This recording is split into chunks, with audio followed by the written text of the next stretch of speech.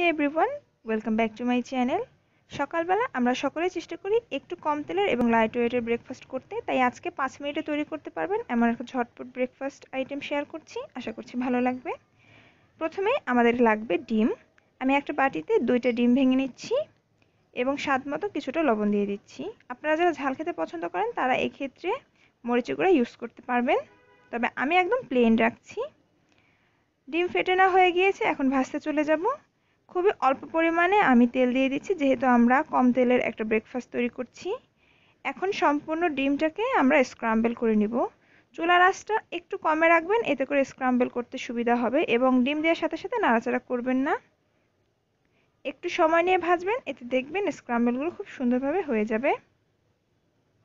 আমার স্ক্রাম্বল করা হয়ে গিয়েছে। এবার লাগবে ব্রেড। আমি একদম ছোট সাইজের ব্রেড নিয়েছি, তবে আপনারা চাইলে স্যান্ডউইচ ব্রেড অথবা রেগুলার সাইজের ব্রেডও ইউজ করতে পারবেন। এখন ব্রেডের উপরে আমি দিয়ে দিব মেয়োনিজ। আপনারা চাইলে বাটার অথবা কেচাপ ইউজ করতে পারবেন, তবে টমেটো কেচাপ ইউজ করলে কিন্তু এটার টেস্ট সম্পূর্ণ আলাদা হবে। মেয়োনিজ দেওয়া হয়ে গিয়েছে, এখন আমি একটু বাঁকা করে ব্রেডগুলোকে সেট করে নিচ্ছি দেখার সৌন্দর্যের জন্য, তবে আপনারা চাইলে এটাকে নর্মালভাবেও রাখতে পারবেন। এবার আমি ওপরে ক্রাম্ব করে রাখা ডিমগুলো দিয়ে দিচ্ছি